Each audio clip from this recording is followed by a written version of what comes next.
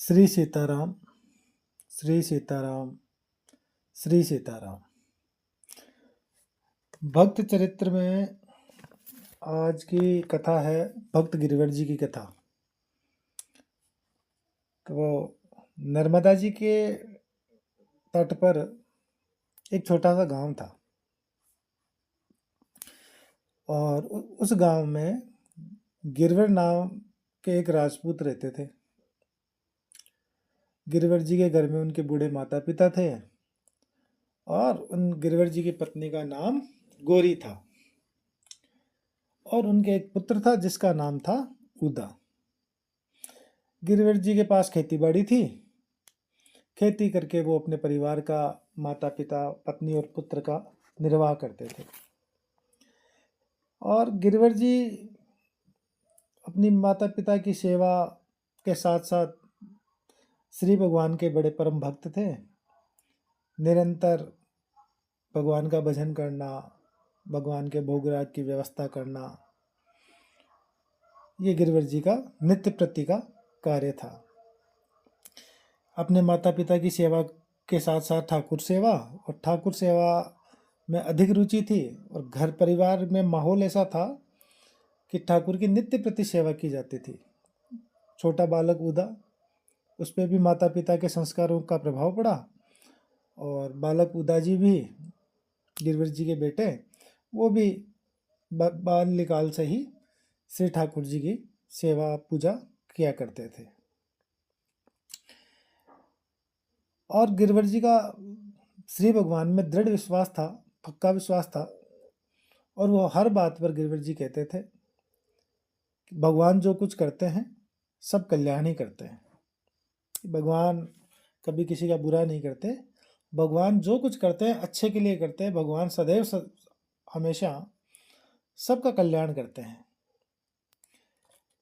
गिरवर जी की इस बात में बड़ी दृढ़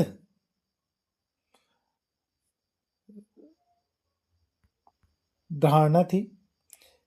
लेकिन देखो, भले लोगों के साथ क्या, बुरे लोग उन्हें देख करके जलते भी हैं। तो गिरवर जी की ये धारणा तो सच्ची थी, किंतु गांव के जो दुष्ट लोग थे वो उनके पीछे कोई न कोई बात करते रहते थे। लोगों ने गिरवर जी को कहा कि भाई आप धन धान्य से संपन्न हो, अच्छी आपके भरा पूरा परिवार है, अच्छी खेती है, फसल वसल अच्छी होती है, अच्छा संपन्न परिवार है, तो सुख में तो श्री भगवान की कोई भी तारीफ कर ले, कोई भी बड़ाई कर ले। असली भगवान को मानना तो तब है जब विपत्ति में भगवान इसी तरीके से आपकी स्मृति में रहे। आपके पास तो सारी व्यवस्थाएं हैं, तो किसी पे कष्ट नहीं, और जब कष्ट है फिर भगवान की स्मृति है तो हम माने, अन्यथा तो ये ढोंग पाखंड जैसा है। क्योंकि संपन्नता है, संपन्नता में ईश्वर जो करते हैं कल्याण करते हैं, आदि आदि बातें कहना कोई भी कर सकता है।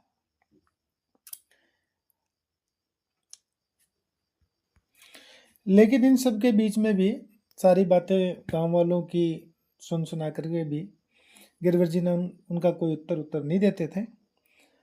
और गिरवर जी का ईश्वर में हमेशा दृढ़ विश्वास रहा। समय बीतता गया। समय उपरांत उनके, गिरवर जी के माता पिता का देहांत हो गया। गिरवर जी को इस बात का बड़ा कष्ट हुआ, बड़ा दुख हुआ कि मुझसे मेरा सेवा का सौभाग्य छिन गया। क्योंकि वो मातृ पितृ भक्त थे गिरवर जी, तो माता पिता का साया सर से उठ गया। तो गिरवर जी को लगा कि ईश्वर ने एक सेवा थी वो मुझसे हटा ली। लेकिन वो फिर भी प्रसन्न थे कि जैसी भगवान की इच्छा, भगवान जो करते हैं वो कल्याण के लिए ही करते हैं। जो लोग माता पिता की सेवा नहीं करते, उनकी अवहेलना करते हैं, कालांतर में माता पिता जब चले जाते हैं, माता पिता के न रहने पर उन्हें पछताना पड़ता है। गिरवर जी को भी बहुत कष्ट हुआ, पर उन्होंने वही बात कहा, भगवान जो कुछ करते हैं सबका कल्याण ही करते हैं। समय बीतता गया। थोड़े दिन बाद गिरवर जी का एक पुत्र था जैसे कि पहले बताया मैंने, उदा जी वो 8 वर्ष के हो गए। 8 वर्ष के थे तो एक दिन नदी पर वो स्नान करने गए, गिरवर जी के पुत्र। तो नदी में छिपे हुए किसी घड़ियाल ने उनके पुत्र उदा जी का पैर पकड़ लिया और घसीट करके नदी में खींच ले गया। बालक उदा जी चिल्लाए, हे ठाकुर जी मेरी रक्षा करो, बचाओ बचाओ बचाओ। उनकी माँ, उदा जी की माँ अर्थात गिरवर जी की पत्नी गौरी जी, वो भी चिल्लाने लगी। लोग दौड़े भी, लेकिन तब तक मगरमच्छ ने बालक को पैर पकड़ के पानी में खींच लिया और बालक अदृश्य हो गया। गिरवर जी की पत्नी रोती पीटती घर पहुंची। उस समय गिरवर जी भगवान की पूजा करके उठे। उनके मुख से जब उनके मुख के सम्मुख जब उनकी पत्नी ने सारा विवरण सुनाया तो गिरवर जी के मुख से अनायास ही निकल गया, भगवान जो कुछ करते हैं सब कल्याण करते हैं। मगर बाद में उन्हें संकोच भी हुआ कि मैंने ऐसा बोल दिया, शायद पत्नी का बुरा ना लगे। फिर गिरवर जी ने अपनी पत्नी को समझाते हुए कहा कि देखो, संसार में कोई किसी का है ही नहीं। जो इस जन्म में पुत्र बना, पता नहीं किसी जन्म में वे पिता, भाई, शत्रु, मित्र या कोई और कुछ रहा होगा। ये संसार तो क्या है कि एक धर्मशाला है। सब जीव अपने कर्म फल भोगने यहाँ आते हैं, जिसका भोग जब समाप्त हो जाता है तभी वह यहाँ से चला जाता है। इसमें शोक करने की कोई बात है नहीं। ऐसा कहकर के गिरवर जी ने अपनी पत्नी को सांत्वना दी। थोड़े दिन बाद में एक महात्मा आए।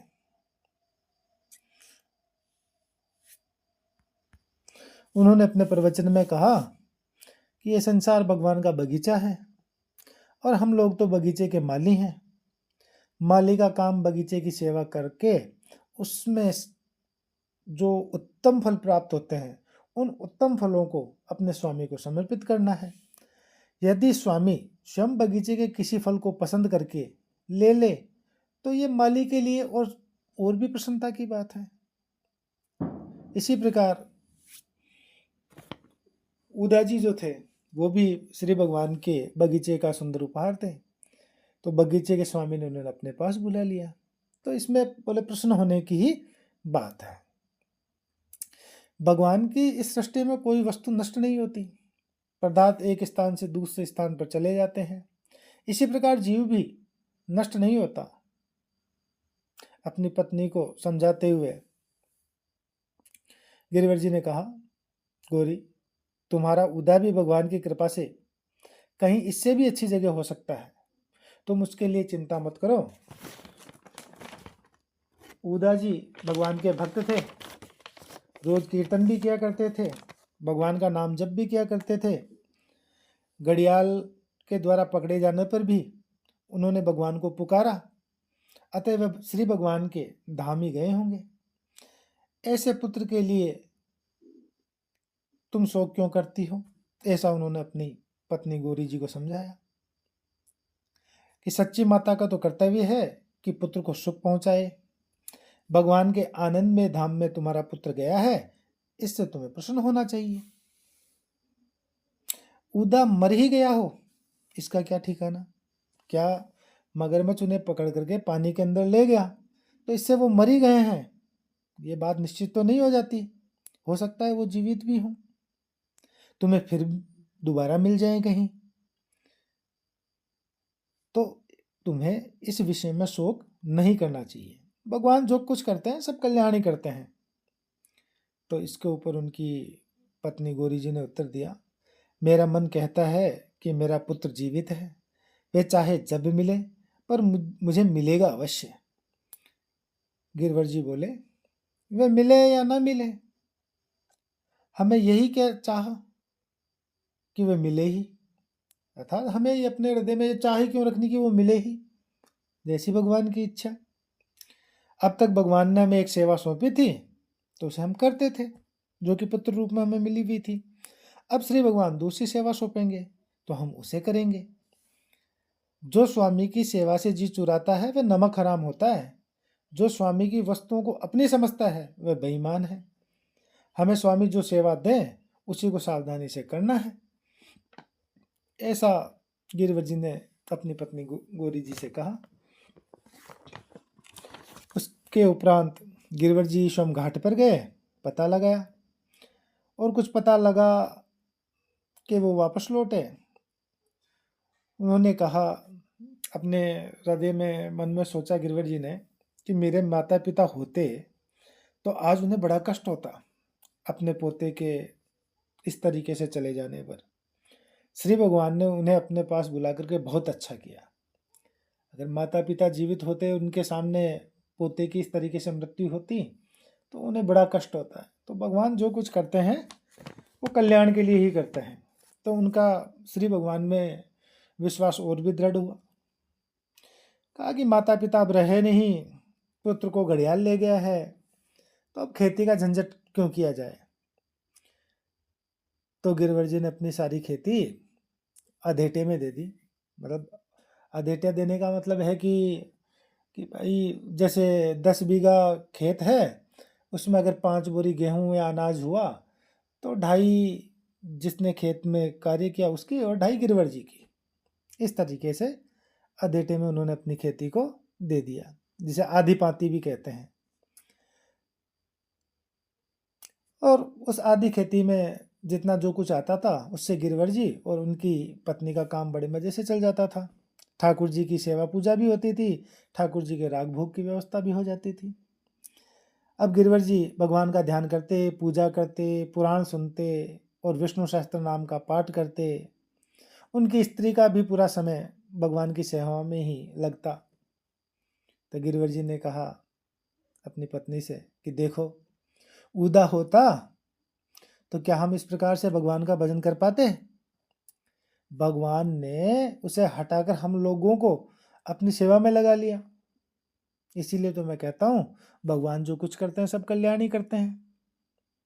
तब गिरवर जी की पत्नी ने कहा, सचमुच भगवान ने हम पर बड़ी कृपा की है, परंतु माता के हृदय में से पुत्र की स्मृति गई नहीं थी।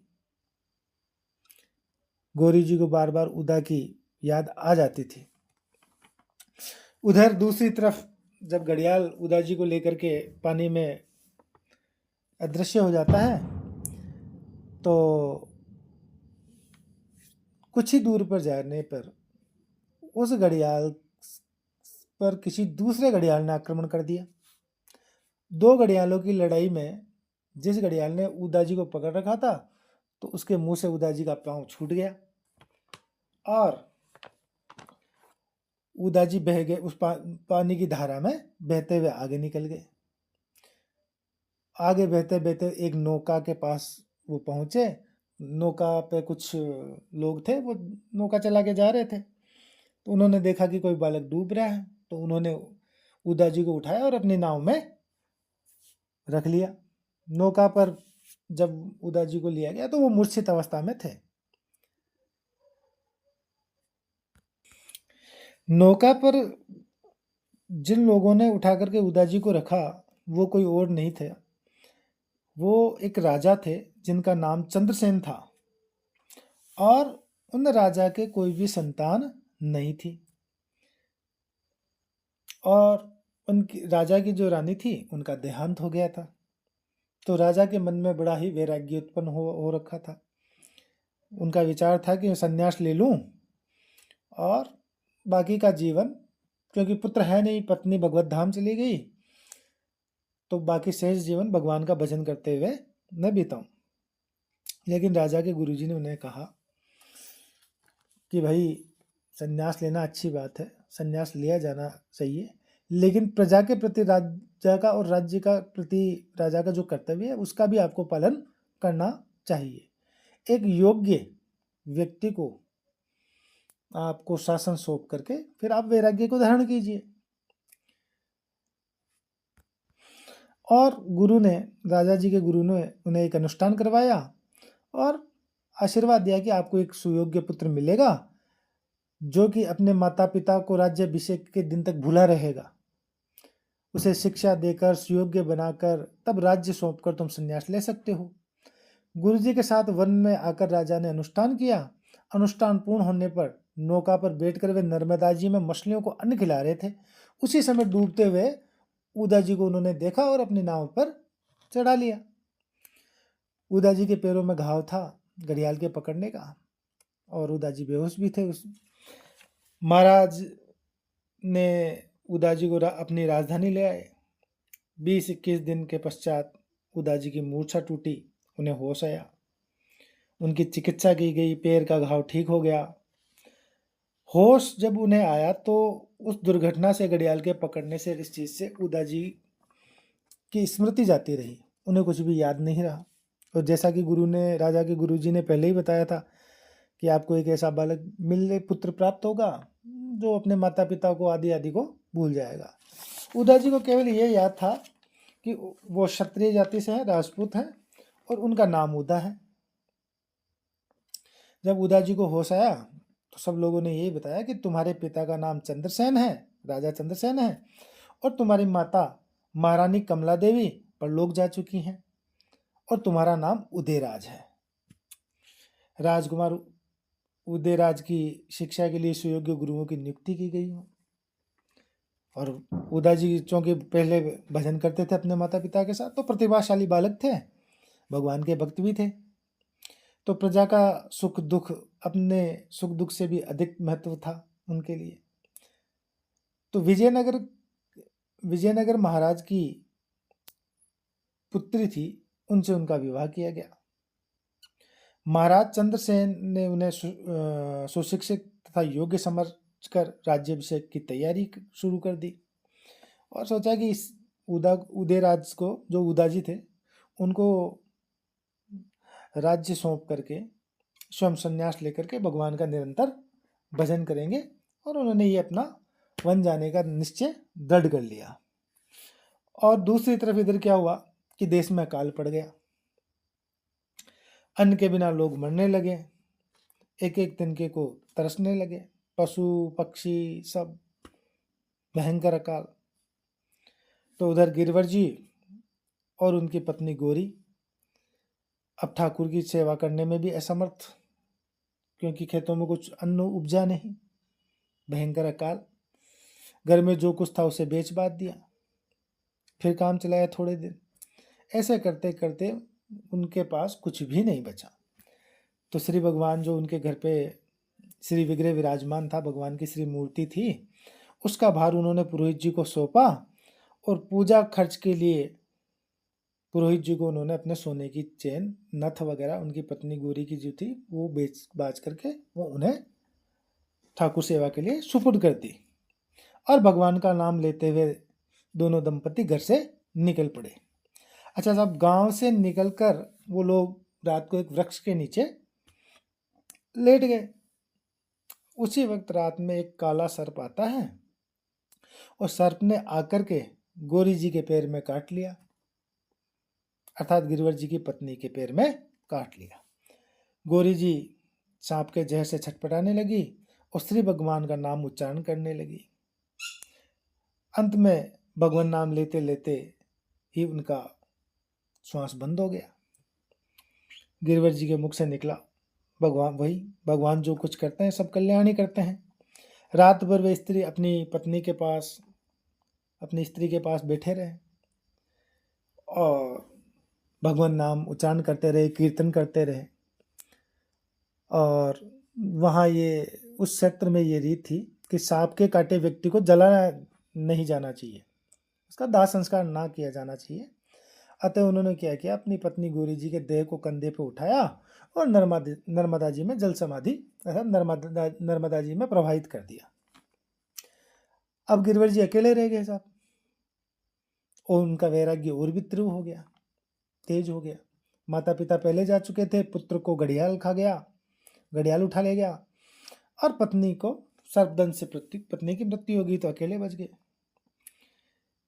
तो भगवान को पाने की लालसा गिरवर जी के हृदय में प्रबल रूप से जागृत हो गई। उनके प्राण तड़पने लगे।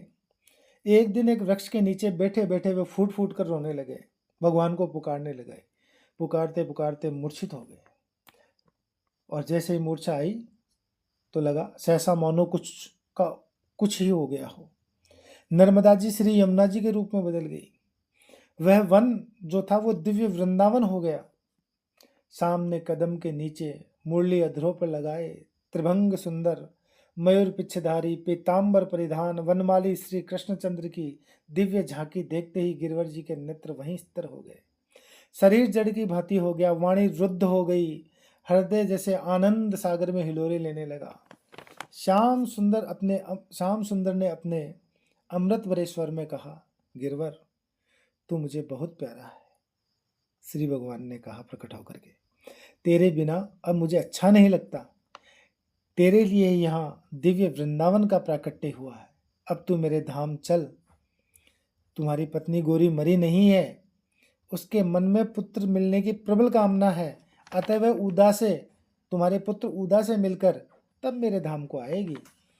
भगवान के इतना कहते ही श्री गिरिवर जी का शरीर ज्योतिर्मय हो गया। कुछ ही क्षणों में उनके शरीर से एक ज्योतिपुंज निकला और सुंदर गोप बालक के रूप में घनीभूत होकर श्री कृष्ण के चरणों में गिर पड़ा। श्री श्याम ने उसे गिरिवर जी को प्रेम से उठाकर अपने हृदय से लगा लिया। अपने सखा और वृंदावन सहित श्री भगवान वहां से अंतर्ध्यान हो गए। श्री गिरिवर जी का शरीर वहीं वन देवी की रक्षा में वृक्ष के नीचे पड़ा रहा और उधर गौरी जी का शरीर बहते बहते नदी में टूटकर गिरे हुए एक वृक्ष के किनारे उलझ गया था। 7 दिन वहां उलझा रहा गौरी जी का शरीर, पर किसी पक्षी या जल जंतु ने उसे छुआ भी नहीं। भगवान की कृपा थी। 8वें दिन लहरों से धक्के खा करके गौरी जी का शरीर वहां से निकलकर आगे बह गया। थोड़ी दूर पर एक सिद्ध महात्मा वहां विराजमान थे नदी के किनारे। वह स्नान करने वहां नदी के किनारे आए तो उन्होंने देखा, देखते ही, क्योंकि सिद्ध महात्मा थे तो उन्हें देखते ही समझ गया कि नदी में जो ये दह बह रही है इसमें प्राण है। उन्होंने महात्मा जी नदी में उतरे और गौरी जी के शरीर को किनारे लाकर अपने कमंडल से जल लिया, उसे अभिमंत्रित करके गौरी जी के शरीर पर छींटा दिया। देने से गौरी जी की देह में प्राण आ गए, चेतना पुनः आ गई, वो उठ बैठी। महात्मा जी उन्हें अपनी कुटिया पे ले आए और एक सिद्ध फल उन्हें खाने को दिया। फल खाते ही गौरी जी को लगा कि उनके मन के सारे संस्कारों का बोझ उतर गया है। थोड़ी देर में गौरी जी को अपनी शरीर की मूर्छा आदि से बाहर निकली और अपने पति की स्मृति हुई। महात्मा जी जो थे, जो संत महाराज थे, वो दिव्यदर्शी थे। उन्होंने गौरी जी से उनके पति की परम गति का वर्णन किया कि कैसे उन्हें श्री कृष्ण की प्राप्ति हो गई है। गौरी जी ने सोचा, मेरे पति ठीक ही कहते थे कि भगवान जो करते हैं सब कल्याण ही करते हैं। मेरे समीप रहने से पतिदेव के भगवत दर्शन में बाधा पड़ती थी। प्रभु ने मुझे उनसे अलग करके, पृथक करके पतिदेव को अपना लिया, ये ठीक हुआ। फिर महात्मा जी ने गौरी जी को आत्मा की अमरता का उपदेश दिया। फिर बताया कि थोड़ी दूर पर ही उनके पति का देह पड़ा है, वह जाएं, उनकी देह की अंत्येष्टि करें, अंतिम क्रिया करें। ये ऐसा आदेश महात्मा जी ने गौरी जी को दिया। तभी वहाँ उसी समय उसी वन में कहीं से 4 ब्रह्मचारी बालक आ गए। वो गौरी जी के साथ हो गए। वृक्ष के नीचे गिरिवर जी की देह पड़ी थी और वहाँ वन देवी जैसा कि उस देह की रक्षा कर रही थी श्री भगवान की कृपा से, तो गौरी जी के वहाँ पहुँचते ही वे अंतर्ध्यान हो गई। ब्रह्मचारियों की सहायता से गौरी जी ने चिता आदि तैयार करवाई और अपने पति का दाह कर्म किया और भस्म को नर्मदा जी में बहाकर स्नान आदि करके जलांजलि दी। उन चारों ब्रह्मचारियों ने गौरी जी को गेरुआ वस्त्र और एक तारा प्रदान किया और वहां से चले गए, अर्थात उन्हें संन्यास दे दिया। गौरी जी गेरवा धारण किया, हाथ में एक तारा लिया और भगवान का नाम कीर्तन करते आनंद में मग्न वे एक ओर चल पड़ी। उन्हें नहीं पता था कि वे कहाँ जा रही हैं। वे चलते चलते एक ऐसे नगर में पहुंची जहां बड़ी धूमधाम थी, बड़ा उत्सव था। वह असंग भाव से उसमें प्रविष्ट हुई। बात ये हुई, दरअसल बात ये थी दूसरी तरफ कि महाराज जो चंद्रसेन थे, अभी कल ही महाराज ने राजकुमार उदयराज कौन, उदाजी, इन्हीं गोरी जी के बेटे, जिन्हें घड़ियाल ने पकड़ लिया था, उधर राजा उन्हें नाव से बचा करके ले गए। तो उन्होंने राज्याभिषेक की तारीख निश्चित कर दी थी और स्वयं अपने कुमार को अर्थात उदयराज जी को, उदा जी को राज्य दे करके वन में जाने को आतुर थे, संन्यास लेने को। नए नरेश उदयराज का पहला दरबार लगा, लेकिन जिस दिन राज्याभिषेक हुआ और दरबार लगा, उसी रात उन्हें स्मृति हुई, अपनी स्मृति पुनः लौट आई। स्वप्न में उन्हें उदयराज जी की स्वप्न में अपनी माता का स्मरण हुआ, अपने पिता का स्मरण हुआ। साथ में भी उन्होंने स्वप्न में देखा कि जो गेरवें वस्त्र के अंदर एक सन्यासिनी रूप में महिला है, वही उनकी माता है। और वन में जाने से पहले उदयराज जी अर्थात उदा जी के पिताजी राजा चंद्रसेन जी ने उन्हें पूर्व की पूरी बातें बता दी कि ऐसे ऐसे आपको मगरमच्छ ने पकड़ लिया था, ऐसे आप हमें जल में मिले, ऐसे मैं आपको लेके आया, ये सारी बातें उन्हें बता दी। तो उदयराज जी ने अपने पूरे राज्य में यह घोषणा करवा दी कि गेरवे वस्त्र में यदि कोई स्त्री कहीं किसी को नजर आए तो वह जरूर आकर के राज्यसभा में बताए, राजा को जरूर बताए। वह, और चूंकि उन्हें स्वप्न में भी अपनी माता के दर्शन हुए थे गेरवे वस्त्र में, तो अपनी माता से मिलने के लिए बड़े उत्कंठित थे। सारे सेवकों को कहा ही गया था कि कोई सन्यासिनी आए कहीं भी तो राजा को ये समाचार दिए जाएं। जैसे ही गौरी जी नगर के पास पहुंची तो गुप्तचरों ने उदयराज जी को समाचार कर दिए कि अमुक अमुक स्थान पर एक सन्यासिनी देखी गई है। जैसे समाचार मिले, उदयराज जी दौड़ करके अपनी माता के पास पहुंचे और माँ माँ का संबोधन करते हुए उनके चरणों में गिर पड़े। गौरी जी ने उन्हें उठाकर अपने हृदय से लगा लिया। वे कहने लगी, देखते ही अपने पुत्र को पहचान गई और कहने लगी, मेरा उदा। अपने पुत्र को हृदय से लगा करके उन्होंने अपने पिता के भगवत प्राप्ति का समाचार बताया, कैसे उनके पिता को भगवत प्राप्ति हुई। और गौरी जी के मन में जो पुत्र से मिलने की वासना थी, कामना थी, वो भी पूर्ण हो गई। अब उनकी आसक्ति नष्ट हो गई थी। गौरी जी की भी आसक्ति जो थी उनके हृदय में, पुत्र से बिछो और फिर उनसे मिलने की चाह, वो अब नष्ट हो गई। अब वह स्वयं वन में जाकर के भजन करना चाहते थे, किंतु पुत्र उदा जी के आग्रह पर उन्हें इस बात पर राजी कर लिया कि आप यहीं रहिए। तो राजमहल में रहने के लिए गौरी जी ने मना कर दिया। तो नगर के बाहर एक कुटिया उनके लिए बना दी गई और कुटिया में रहकर ही गौरी जी वहाँ निरंतर नित्य प्रति भजन करने लगी और धीरे धीरे उनका भगवत प्रेम भी पराकाष्ठा को पहुंचा और निश्चित समय पर गौरी जी भगवत धाम प्रस्थान कर गई। श्री भगवान के श्री चरणों को प्राप्त किया उन्होंने।